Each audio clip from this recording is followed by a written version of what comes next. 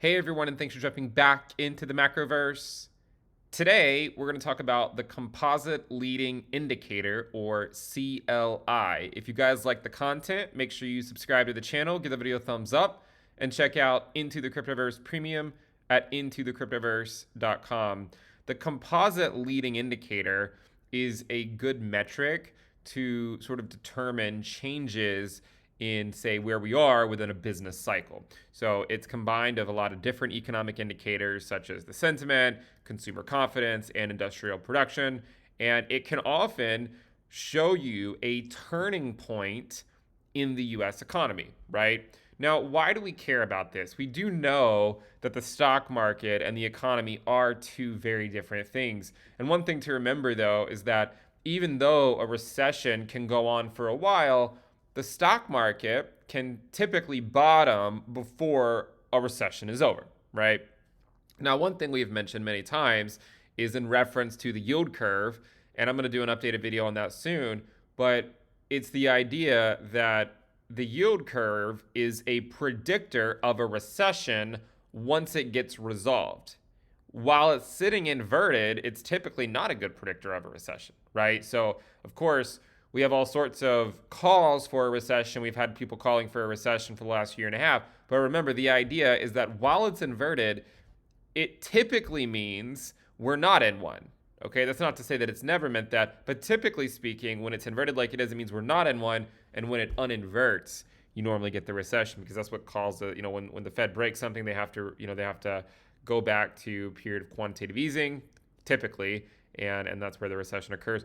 But one of the interesting things, if you look at this indicator, you can kind of see it ebbs and flows. This is, you can sort of visualize the business cycle. But what you'll notice is that the composite leading indicator, once it starts to turn back up, it's usually a good sign, right? Usually a good sign, okay? Once it starts to turn back up.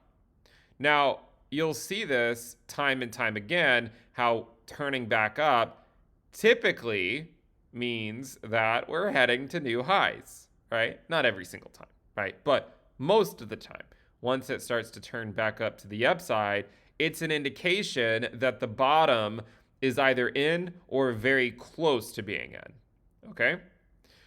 What you'll also notice is there is a period over here back in 2000, 2001, where it turned back up. And this is one of those rare cases where the market did not bottom during the recession. It actually bottomed, a little bit later. Again, we do have to go back in our, in our minds, think about what happened in 2001 and sort of the fallout, the geopolitical consequences of what occurred. And you could argue that that's had some, bearing on another leg lower by the stock market back then. But typically, once this leading indicator starts to turn back up, right, it's an indication that things are slowly starting to turn back around.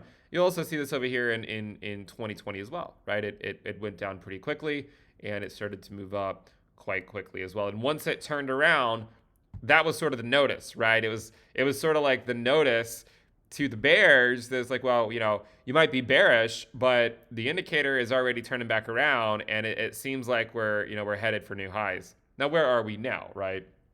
And by the way, you could also look at this to sort of try to look at tops, right? Like it kind of tops fairly close to where the stock market tops as well, right? Time and time again, it's not the worst indicator to have. I mean, it doesn't always tell you the exact top, but once this starts to come down, it should send off, it's a warning sign, right? It's like, hey, like something's not right.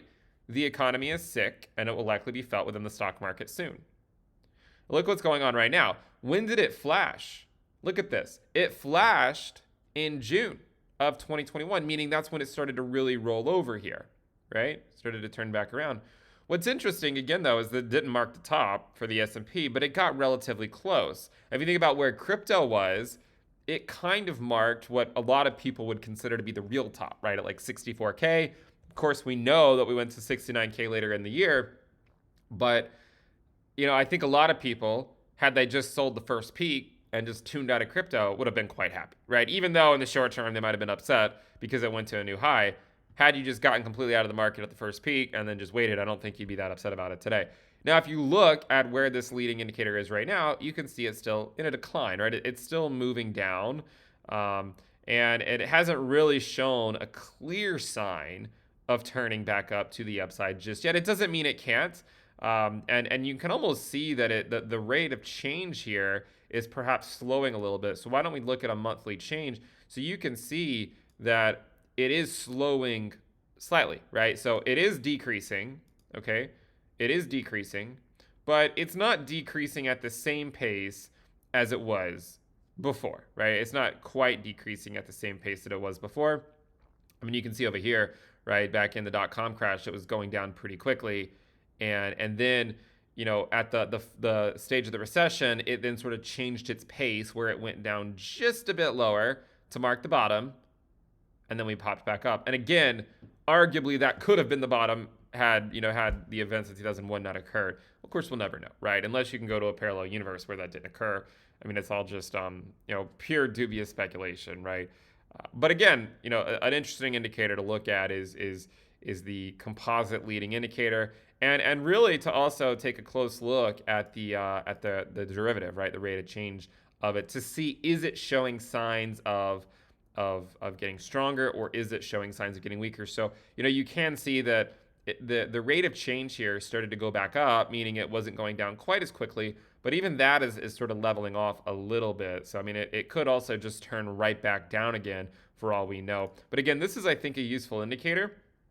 And once we see this start to carve out some type of a bottom, like we saw in 2009 and over here in 1990 and in 82 and 80 and 74 and 70 and so on and so forth, right? Once you see this start to carve out a bottom, that could be an indication that the bottom for the S&P 500 is actually in, right? I mean, or close to it, right? Within, maybe plus or minus a couple months or a few months or something. This could be the indication to look for. So it might be one of those invalidation criteria, right? So like if you're a bear right now, because you think a recession is coming, and you want to like say, okay, well, what could I use to tell me that, hey, maybe things are actually turning around and the bottom's somewhat close?